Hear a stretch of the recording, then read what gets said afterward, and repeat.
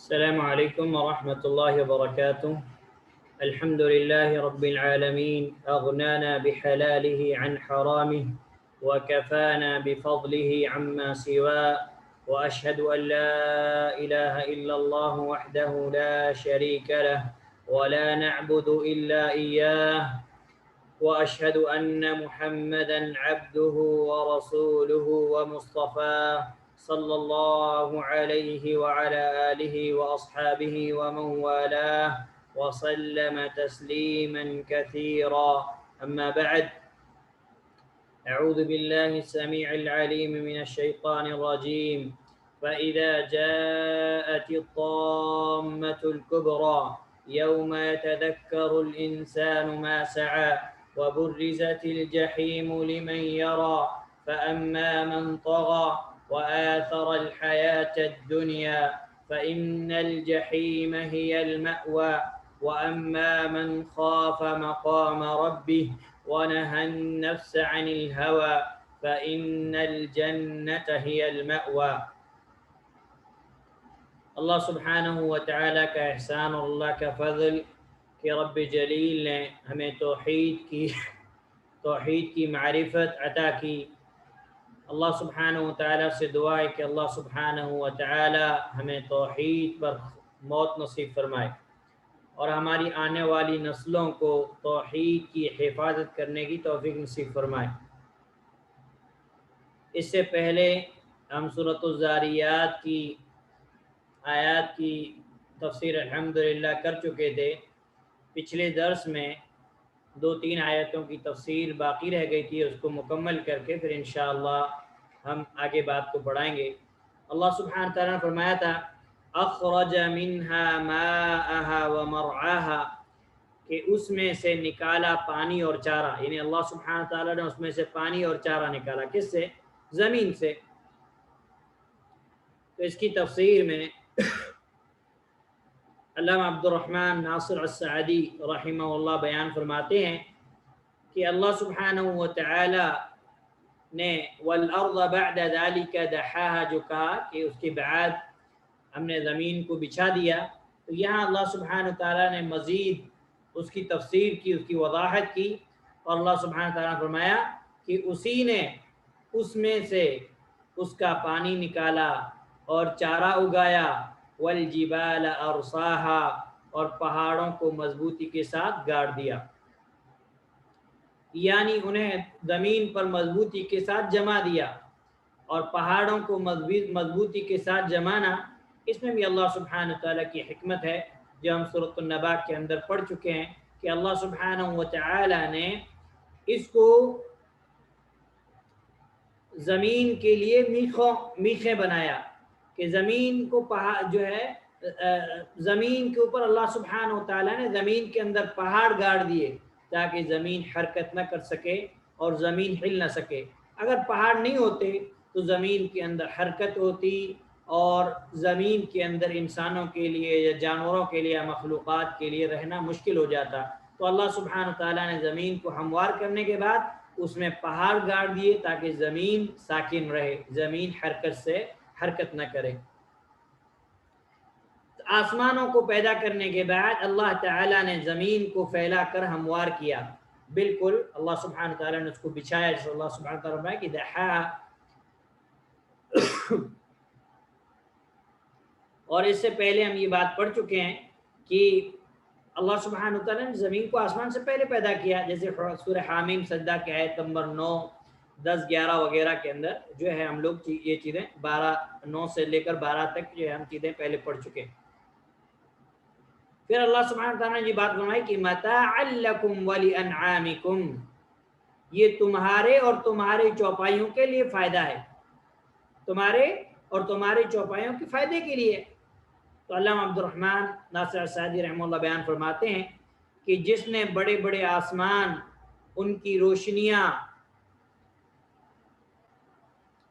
پھر اللہ سبحانہ تعالیٰ نے اتنی کشادہ زمین بنائی، اس کے اندر مخلوقات، پھر مخلوقات کی ضرورتیں، ہر مخلوق کی ضرورت، ہر مخلوق کی روزی، ہر مخلوق کے رہنے کا انتظام، ہر مخلوق کے کھانے کا انتظام، ہر مخلوق کے پینے کا انتظام، ساری چیزوں کا بندوبست اللہ سبحانہ تعالیٰ نے اس زمین کے اندر ان کے لیے پیدا کیا،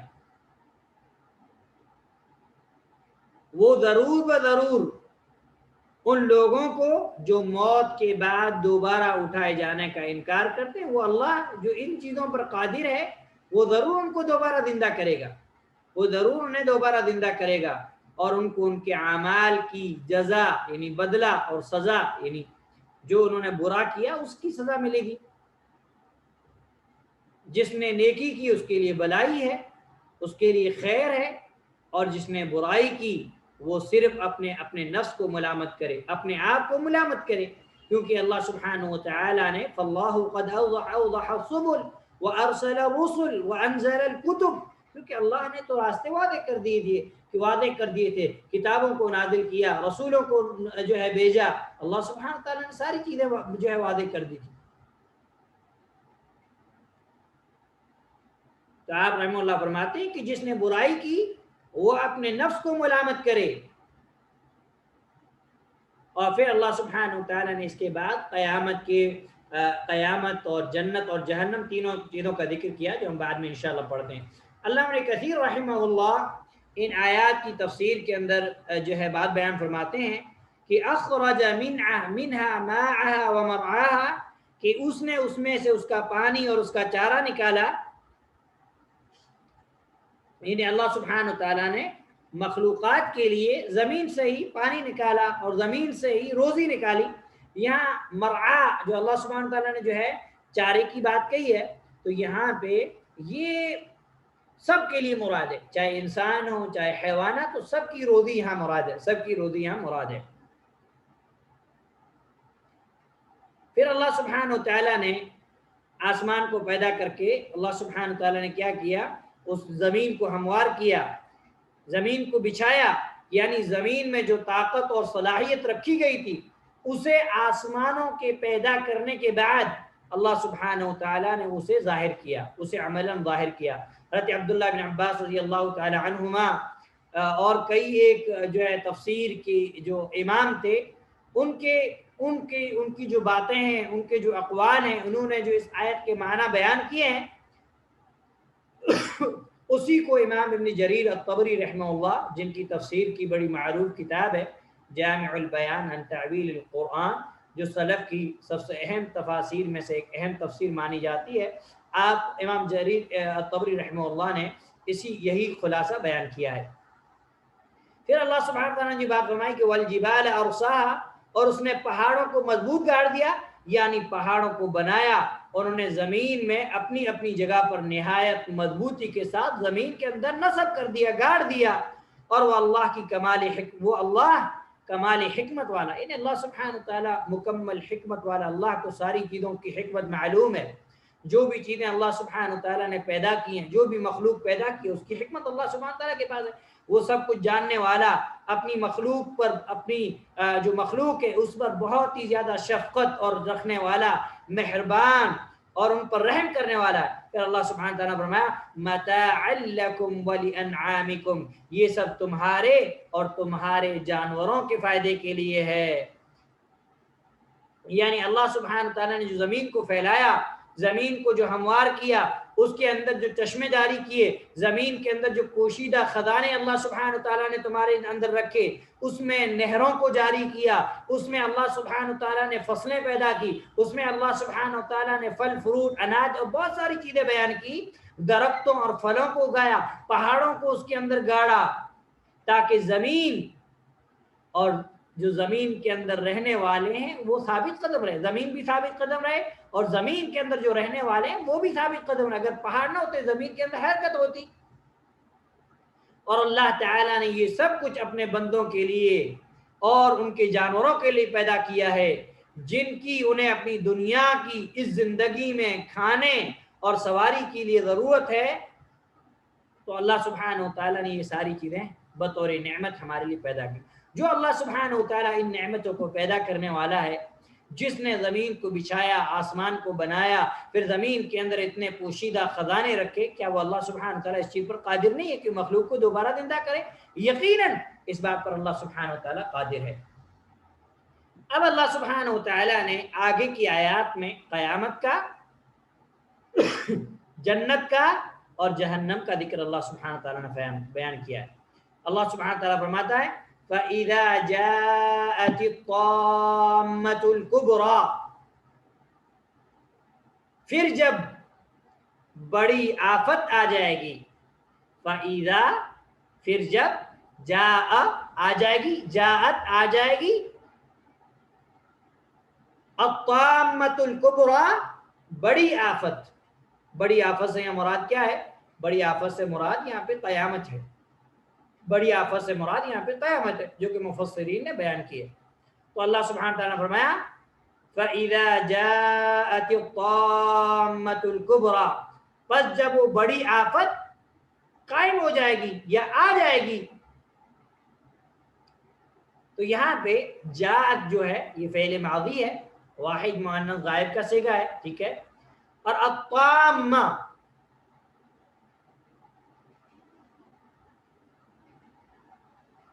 یہ الطامہ یعنی مطلب جو ہے آفت، اور الکبریٰ بڑی، ٹھیک ہے. تو اللہ سبحانہ تعالیٰ نے یہاں پہ اس چیز کو ذکر کیا. اور الطامہ کہتے ہیں بڑی آفت یا بڑا ہنگامہ، اس کو کہا جاتا ہے الطامہ. اور یہاں پہ یہ جو الطامہ یہ واحد مؤنث ہے، اسم فاعل. یہاں اس سے مراد قیامت ہے، کیونکہ جو قیامت کا ہنگامہ ہوگا وہ سب کو اپنی لپیٹ میں لے لے گا، وہ سب کو اپنی لپیٹ میں لے لے گا. تو یہ چیز اہل علم نے جو ہے بیان کی ہے. پھر اللہ سبحانہ تعالیٰ نے فرمایا یوم یتذکر الانسان ما سعی. یوم، اس دن، یا آپ ایسے بھی کر سکتے جس دن، یوم مطلب کا دن، یتذکر یاد کرے گا، یا نصیحت کے معنی میں آتا ہے. یتذکر مطلب ہوتا ہے کیا کہتے ہیں، نصیحت وغیرہ کے معنی میں. ہاں، اور یہاں پہ ایک لفظ ہے الکبریٰ، ٹھیک، کبرا یکبر سے. الکبریٰ واحد مؤنث مطلب ہولناک، بہت بڑی. یوم مطلب جس دن، یتذکر انسان یاد کرے گا، یا ہم اس دن بھی کر سکتے ہیں یتذکر یاد کرے گا، الانسان انسان، ما سعی، ما جو، سعی اس نے کوشش کی. اس کا مفہومی ترجمہ ایسے ہے یوم یتذکر الانسان ما سعی، جس دن کے انسان اپنے کیے ہوئے کاموں کو یاد کرے گا، جو اس نے دنیا کے اندر کیا ان کاموں کو یاد کرے گا. یا آپ یہ بھی کہہ سکتے ہیں کہ اس دن انسان یاد کرے گا جو اس نے کوشش کی ہوگی. کوشش مطلب دنیا کے اندر، کیونکہ قیامت آ گئی تو اب تو کوشش ہو ہی نہیں سکتی. کوشش تو پہلے ہو گئی جو دنیا میں اس نے کی. تو اللہ سبحانہ تعالیٰ فرمایا کہ اس دن انسان، یا جس دن انسان اپنے کیے ہوئے اعمال کو یاد کرے گا. جیسا کہ اللہ سبحانہ تعالیٰ نے دوسری جگہ فرمایا علمت نفس ما قدمت واخرت، کہ ہر نفس جان لے گا جو اس نے آگے بھیجا اور پیچھے چھوڑا. اور یتذکر مطلب نصیحت، یتذکر واحد مذکر غائب مطلب نصیحت پکڑتا ہے، فعل مضارع سے، ٹھیک ہے. اور یہ تفعیل، باب تفعیل سے ہے. اور انسان مطلب انسان، ما مطلب جو، سعی فعل ماضی کوشش کرنا، واحد مذکر غائب. یوم یتذکر الانسان ما سعی، جس دن انسان اپنے کیے ہوئے کاموں کو یاد کرے گا. وَبُرِّزَتِ الْجَحِيمُ لِمَنْ يَرَى، برز یبرز تبریزا مطلب ظاہر کرنا، باب تفعیل سے. یہاں پہ برزت مجہول ہے، معلوم یعنی فعل معلوم نہیں، فعل مجہول ہے. وَبُرِّزَت، اور جب ظاہر کر دی جائے گی، الجحیم جہنم، جہنم کا نام ہے الجحیم، لمن یرا ہر دیکھنے والے کے لیے، یا جو دیکھ سکتا ہے اس کے لیے. تو یہاں کوئی نہیں بچ سکتا. تو اللہ سبحانہ تعالیٰ فرمائے وَبُرِّزَتِ الْجَحِيمُ لِمَنْ يَرَى، اور ہر دیکھنے والے کے سامنے، اور دیکھنے والے کے سامنے جہنم ظاہر کی جائے گی. تو برزت مطلب کیا ہوتا ہے؟ ظاہر کرنا، ظاہر کر دی گئی. واحد مؤنث غائب، فعل ماضی مجہول بعد تفعیل سے. اور جہنم مطلب جہنم. لیمن مطلب جو جس شخص کے لیے یرا فعل مضارع مطلب دیکھنا. ٹھیک ہے، یہاں پہ اللہ سبحانہ وتعالیٰ فرمایا کہ ہر دیکھنے والے کے سامنے جہنم کیا کر دی جائے گی؟ جہنم ظاہر کر دی جائے گی. جہنم ظاہر کر دی. اور اس شخص کے لیے جو دیکھتا ہے، وہاں تو سب کوئی، ہر کوئی دیکھے گا. پھر اللہ سبحانہ وتعالیٰ نے آگے فرمایا فَأَمَّا مَنْ طَغَى، فَأَمَّا تو جس نے، من طغا سرکشی اختیار کی. فَأَمَّا تو من جس نے، طغا یہ ہم پہلے پڑھ چکے ہیں. ٹھیک ہے، طغا مطلب سرکشی اختیار کرنا، اس کا مصدر آتا ہے طغیان. فَأَمَّا مَنْ طَغَى تو جس نے سرکشی کی ہوگی، یا سرکشی تو جس نے سرکشی کی. طغا مطلب ہوتا ہے حد سے نکل جانا، حد سے زیادہ آگے بڑھ جانا. جیسے اللہ سبحانہ تعالیٰ نے فرعون کے بارے میں کہا کہ اذهب الى فرعون انه طغى، اور اسی سے ہے طاغوت. اسی سے ہے طاغوت. توحید کے بعد میں جب آپ پڑھیں گے تو طاغوت کی تعریف جو اہل علم نے بیان کی ہے، علامہ ابن قیم رحمہ اللہ وغیرہ نے، کہ کل ما عبد من دون اللہ فهو الطاغوت، کہ جس کے علاوہ، اللہ کے علاوہ جس کی عبادت کی جاتی ہے وہ سب طاغوت ہے. پھر شیخ محمد بن عبداللہ رحمہ اللہ نے قواعد اربع یا اصول ثلاثہ، مجھے برابر یاد نہیں آ رہا ہے، اس سے پہلے ہم یہ کتاب پڑھ چکے ہیں الحمدللہ، وہاں پہ آپ نے طاغوت کے 5 معنی بیان کیے ہیں. 5 معنی بیان کیے ہیں. ان میں سے ایک معنی جو ہے وہ شیطان کیا ہے، کہ شیطان سب سے بڑا طاغوت ہے. پھر آپ نے وہاں پہ اس کی تفصیلات بیان کی ہے جو الحمدللہ ہم وہاں پہ بیان کر چکے ہیں. تو طغا مطلب سرکشی اختیار کرنا، حد سے زیادہ آگے نکل جانا، حد سے زیادہ آگے بڑھنا. تو اللہ سبحانہ تعالیٰ فرمایا فَأَمَّا مَنْ طَغَى تو جس نے سرکشی کی، یعنی سرکشی جس نے کی ہوگی دنیا کی زندگی میں. وَآثَرَ آثَرَ يُوثِرُ ایثارا، باب افعال سے مدد ترجیح دینا، ترجیح دینا. آثَرَ ٹھیک ہے، فعل ماضی واحد مذکر غائب. آثَرَ باب افعال سے. ٹھیک ہے، آثر اور ترجیح دی، الحیات زندگی، دنیا کی زندگی کو. وآثر الحیات الدنیا اور دنیا کی زندگی کو ترجیح دی ہوگی، یعنی دنیا کی زندگی کو آخرت کی زندگی پر اہمیت دی ہوگی.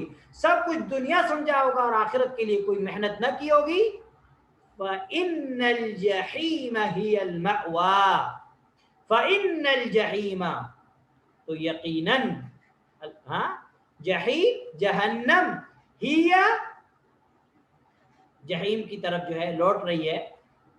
مأوا مطلب ٹھکانہ. فإن الجحیم ہی المأوا تو اس کا ٹھکانہ جہنم ہی ہے. کس کا ٹھکانہ؟ جس نے سرکشی کی، جس نے دنیاوی زندگی کو آخرت پر ترجیح دی، دنیا کے اندر دنیا کی زندگی میں مبتلا ہو کر کے اپنی آخرت کو بھول گیا. فَإِنَّ الْجَحِيمَ هِيَ الْمَأْوَى تو جہنم کی آگ، جہنم ہی اس کا ٹھکانہ. پھر اللہ سبحانہ وتعالی نے نیک لوگوں کا ذکر کیا، جنتیوں کا. وَأَمَّا مَنْ خَافَ، وَأَمَّا اور جو، من خاف ڈر گیا. کس چیز سے؟ خاف یخاف با فتح یفتح فعل ماضی واحد مذکر غائب مطلب خوف، ڈر پیدا ہونا. مقام قام یقوم سے فعل مصدر ہے، مقام مصدر میمی.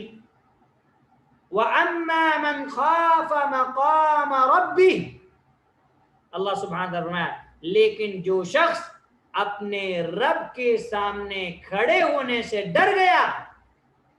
فَإِنَّ الْجَنَّةَ هِيَ الْمَأْوَى تو جنت ہی اس شخص کا ٹھکانہ ہے. فَإِنَّ الْجَنَّةَ هِيَ الْمَأْوَى تو سوری اللہ سبحانہ وتعالی اس کے بعد ہے کہ وَأَمَّا مَنْ خَافَ مَقَامَ رَبِّ، اور یا ہم یہ بھی کہہ سکتے ہیں کہ لیکن جو شخص اپنے رب کے سامنے لیکن جو شخص اپنے رب کے سامنے کھڑے ہونے سے ڈرا، یا ہم ایسے بھی کہہ سکتے ہیں ہاں جو شخص اپنے رب کے سامنے کھڑے ہونے سے ڈرا، وَنَهَا النَّفْسَ، نہا یا نا روکنا، فعل ماضی واحد مذکر غائب، نہا ونہا اور روکا، النفس اپنے نفس کو، عن الہوا خواہشات سے، نفس کی پیروی سے، وَنَهَا النَّفْسَ عن الہوا اور اپنے نفس کو خواہش سے روکا ہوگا. یعنی ہاں جہنم سے کون بچے گا؟ جہنم کس کا ٹھکانہ نہیں ہے؟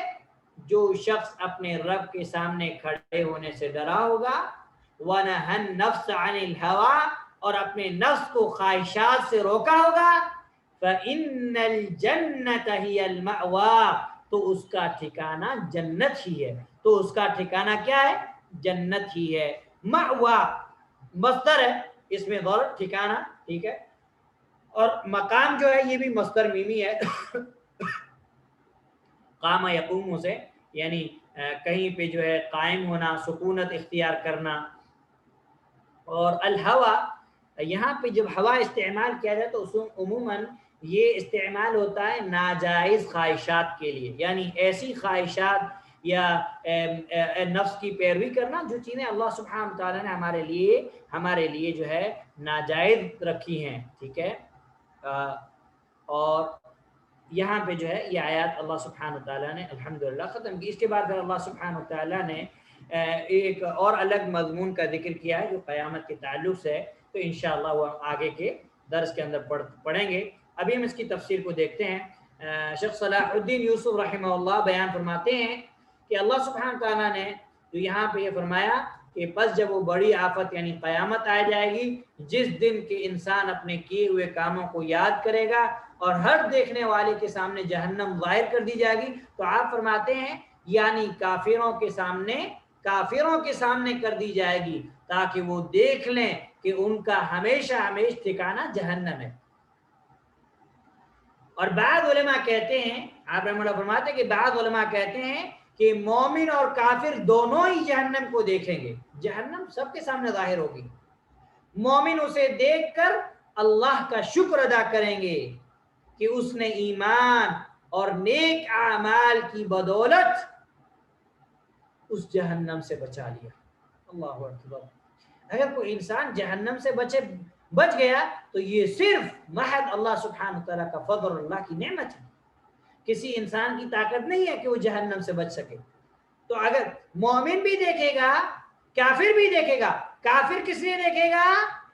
تاکہ وہ دیکھ لے کہ اس کے جو دنیا میں اس نے کفر کیا، جو دنیا میں اس نے کفر کا راستہ اختیار کیا، اس کا اب ٹھکانہ ہمیشہ جہنم. اور مومن اسے دیکھ کر اللہ کا شکر ادا کرے گا کہ اللہ نے اسے ایمان کی دولت سے نوازا اور نیک اعمال کی بدولت اس جہنم سے بچا لیا.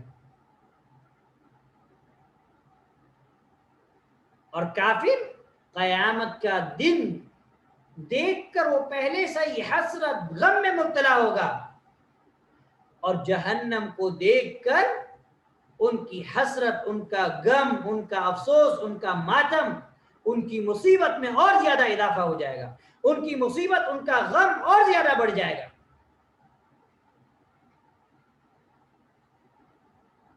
پھر اللہ سبحانہ تعالیٰ نے یہ فرمایا کہ فَأَمَّا مَنْ طَغَىٰ تو جس نے سرکشی کی ہوگی، یعنی جو کفر میں حد سے آگے نکل گیا ہوگا، جو گناہوں میں حد سے آگے نکل گیا ہوگا اور دنیاوی زندگی کو ترجیح دی ہوگی، یعنی دنیا ہی کو سب کچھ سمجھا ہوگا اور آخرت کے لیے کوئی بھی تیاری نہیں کی ہوگی، اس کا ٹھکانہ جہنم ہی ہے. یعنی جہنم کے علاوہ اس کا اور کوئی ٹھکانہ نہیں ہو سکتا جہاں وہ اس سے بچ کر پناہ لے لے. جہنم ہی اس کا ٹھکانہ. ہاں جو شخص اپنے رب کے سامنے کھڑے ہونے سے ڈرتا رہا ہوگا، کس میں؟ دنیا میں، اور اپنے نفس کو خواہش سے روکا ہوگا، تو اس کا ٹھکانہ جنت ہی ہے. یعنی کہ اگر میں نے گناہ اور اللہ کی نافرمانی کی تو مجھے اللہ سے بچانے والا کوئی نہیں، اس لیے کہ وہ گناہوں سے اجتناب کرتا رہو یعنی اپنے نفس کو انہوں یعنی اپنے نفس کو اس نے یعنی ونہا النفس عن الہوا، اور اپنے نفس کو خواہشات سے روکا، یعنی اپنے نفس کو گناہ سے، اللہ کی حرام کی ہوئی چیزوں سے روکا، حالانکہ گناہ کی طرف اس کا دل مائل ہوتا تھا۔ گناہ لذیذ ہے، گناہ کے اندر شیطان نے لذت دلائی ہے، نیکی کو کرنا مشکل ہے۔ انسان کے لیے نماز پڑھنا بھاری ہوتا ہے، انسان کے لیے نماز کیا، ایک کلمہ اللہ کا ذکر کرنا، سبحان اللہ الحمدللہ، یہ ہماری زبان پر گرا گزرتا ہے، مشکل گزرتا ہے، جبکہ ہم فالتو کتنی باتیں کرتے ہیں، جبکہ اللہ کا ذکر تو دلوں کی زندگی ہے۔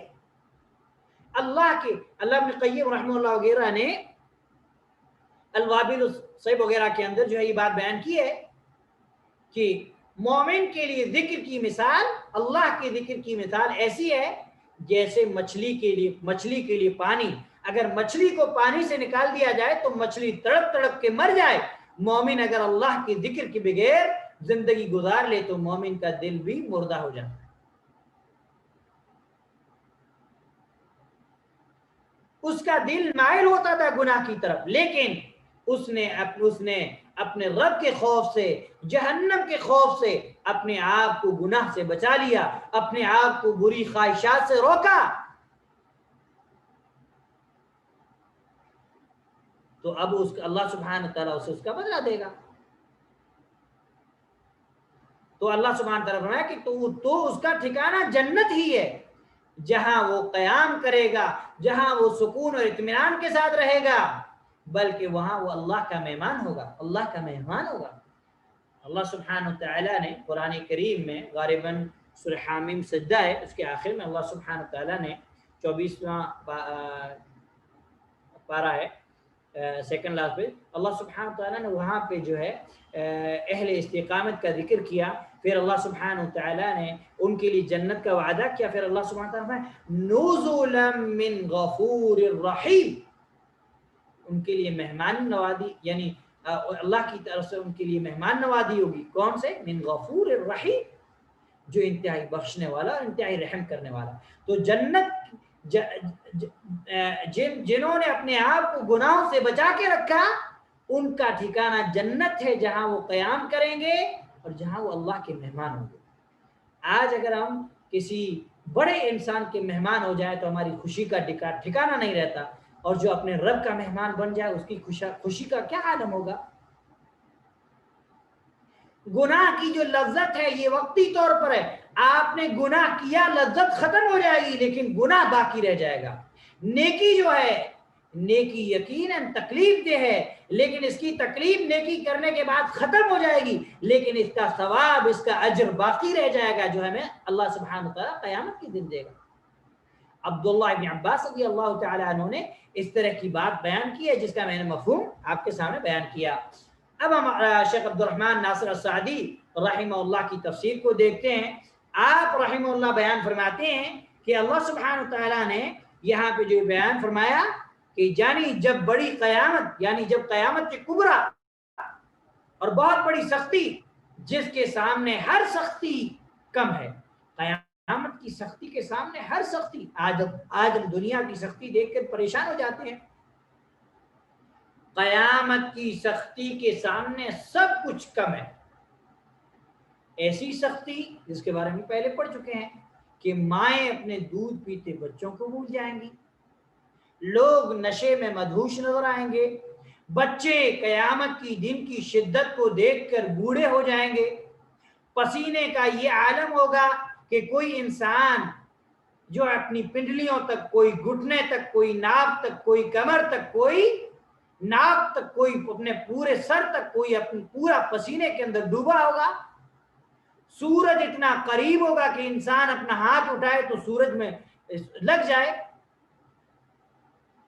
قیامت کی سختیوں کے سامنے ہر چیز کم ہے۔ آج ہم دنیا کی سختی دیکھ کر، دنیا کی تھوڑی مصیبت دیکھ کر ہم گھبرا جاتے ہیں، دنیا کی تھوڑی سی گرمی ہم سے سہن نہیں ہوتی، دنیا کا تھوڑا سا ظلم ہم سے برداشت نہیں ہوتا، دنیا کے تھوڑے سے تانے ہم سے برداشت نہیں ہوتے، یہ کچھ نہیں ہے. قیامت کی سختی کے سامنے ہر چیز کم ہے, کوئی سختی نہیں. اور اللہ سبحانہ تعالیٰ اس چیز کی آگے بیان کرے گا سورہ عبسہ جب ہم پڑھیں گے کہ اس وقت باپ اپنے بیٹے سے, دوست اپنے دوست سے, اور محبت کرنے والا اپنے محبت کرنے والے سے غافل ہو جائے گا, جس کے لیے دنیا میں وہ مرنے جینے کی قسمیں کھاتا ہے, مرنے کے لیے تیار ہوتا ہے, اپنی ساری چیزیں قربان کر لیتا ہے, اس کو بھول جائے گا. پھر اللہ سبحانہ تعالیٰ نے فرمایا کہ اس دن انسان اپنے کاموں کو یاد کرے گا, یعنی دنیا کے اندر اس نے اچھے اور برے جو کام کیے تھے پس وہ اپنی نیکیوں میں ذرہ بر نیکی کے اضافے کی تمنا کرے گا. یہ تمنا کرے گا کہ اللہ میری نیکیوں کو بڑھا دے, نیکیوں میں اضافہ کر دے, اور اپنی برائیوں میں ذرہ بر اضافے پر غمزدہ ہو جائے گا.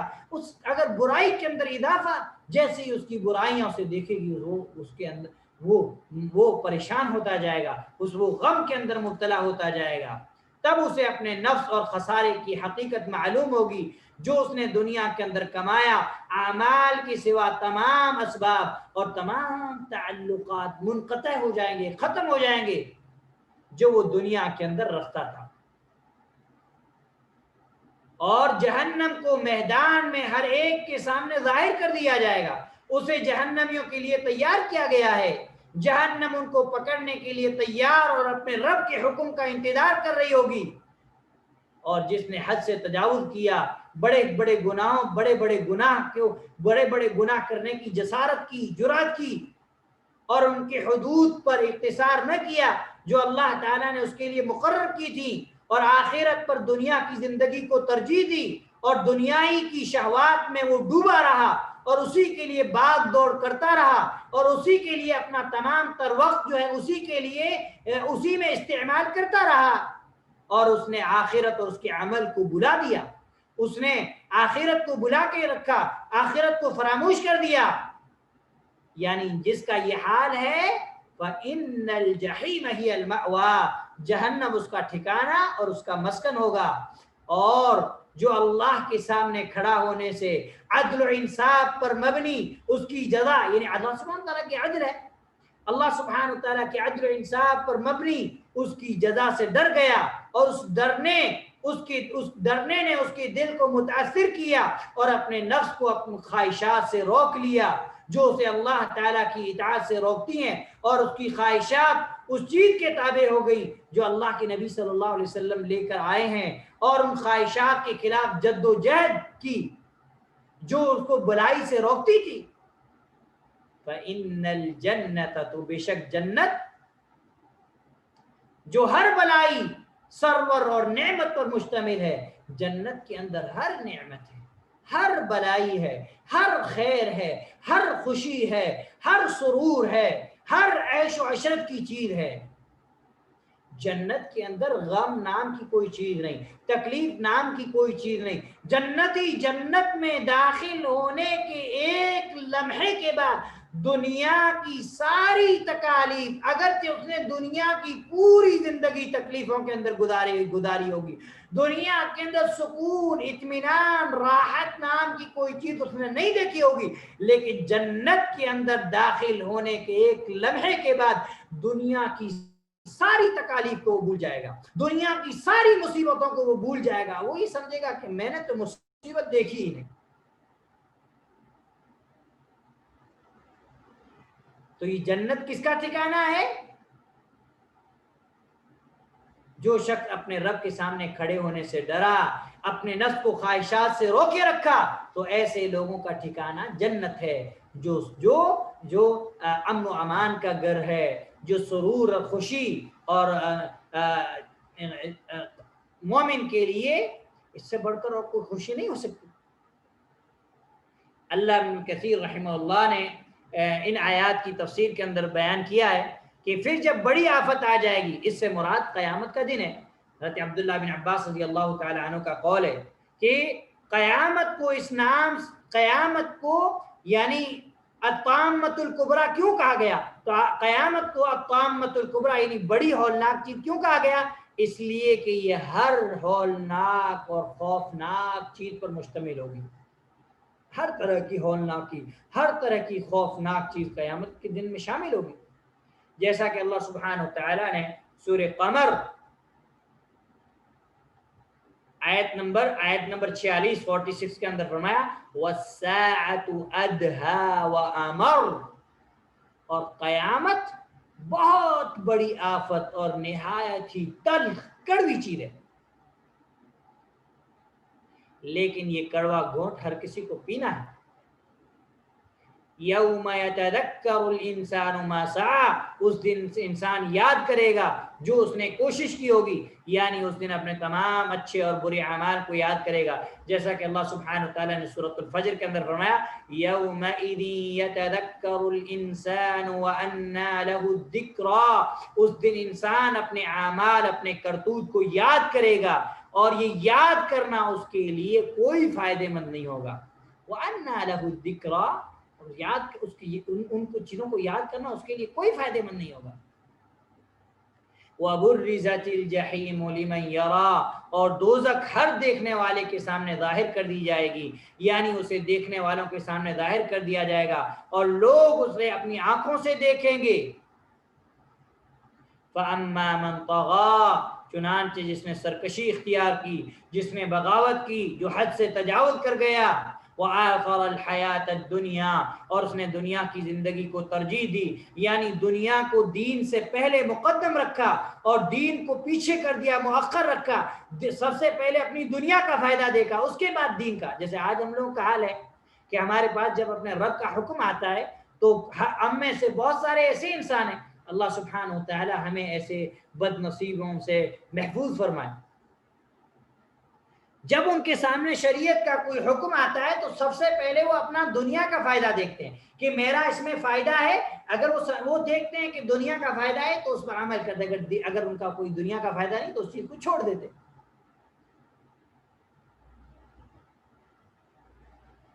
تو اللہ سبحانہ تعالیٰ نے جہاں بھی بیان رکھ اور اس نے دنیا کی زندگی کو ترجیح کی، ابن کثیر رحمہ اللہ فرماتے ہیں یعنی دنیا کو دین سے مقدم کیا، دین سے پہلے کیا اور دین کو مؤخر پیچھے کر دیا.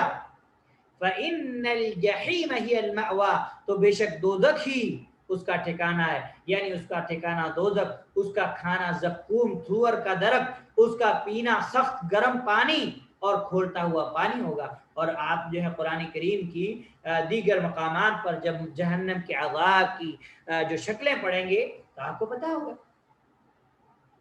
کہ جب جہنمی کئی مدتوں تک پانی پانی چلاتے رہیں گے تو جو انہیں پانی پینے کے لیے پانی دیا جائے گا وہ ایک کھولتا ہوا پانی ہوگا، بدبودار، جو جہنمیوں کے جسموں سے پیپ نکلتی ہے، پیپ نکلے گی عذاب کی شدت کی وجہ سے، جو سڑن اور گلن بدبو نکلے گی، اور پھر وہ گرم وہ پینے کے لیے دیا جائے گا. جب وہ پئیں گے، جب وہ کھولتا ہوا گرم پانی جہنمی پئیں گے تو جب پئیں گے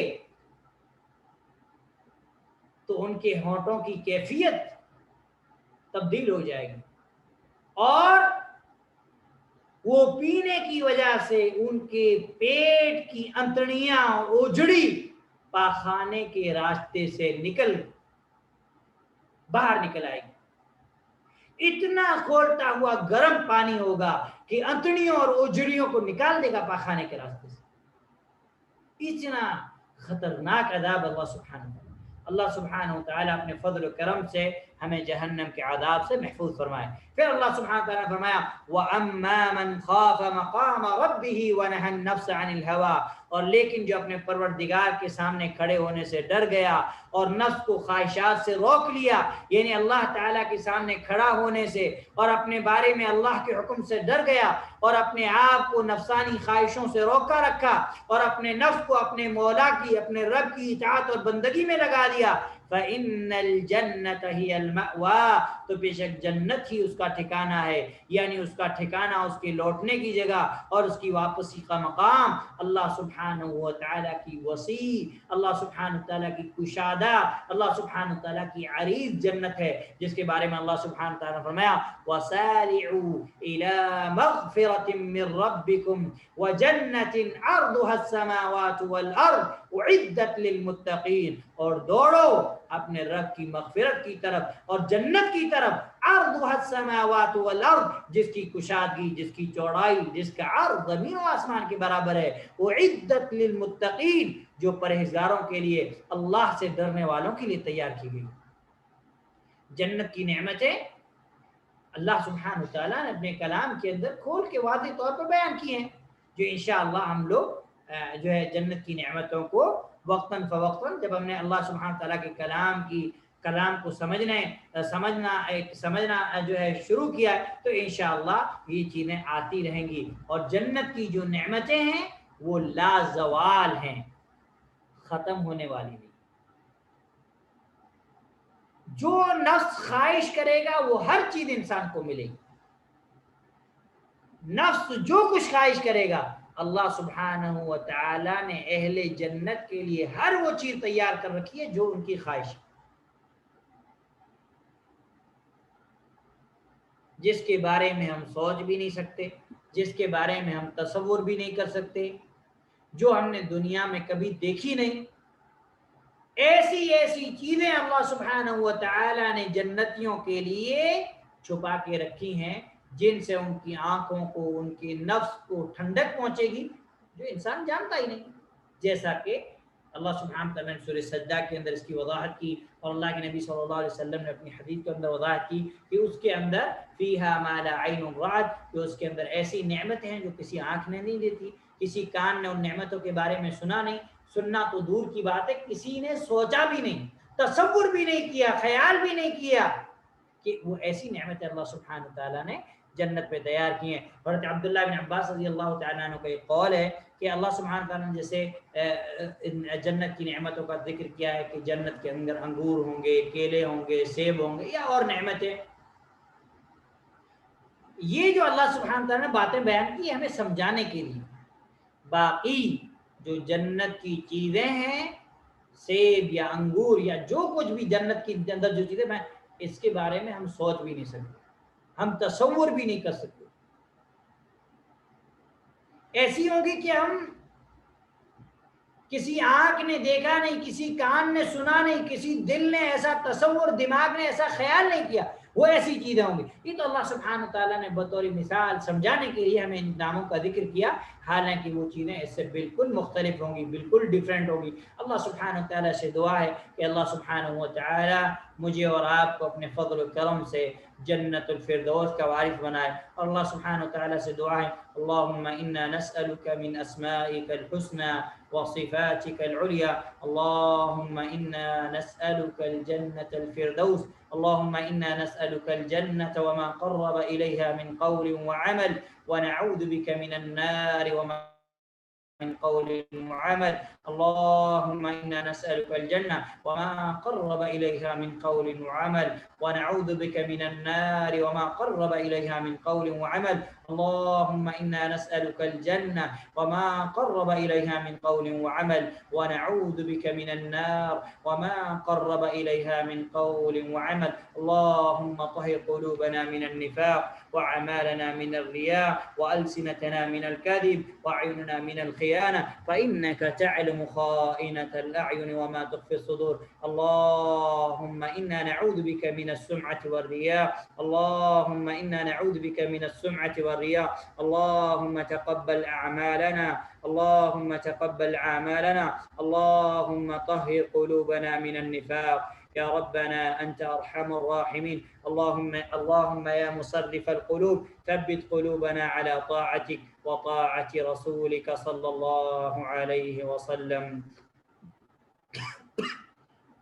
اللهم آمين، وصلى الله عليه وسلم وبارك على نبينا محمد وعلى آله وصحبه أجمعين ومن تبعهم بإحسان إلى يوم الدين.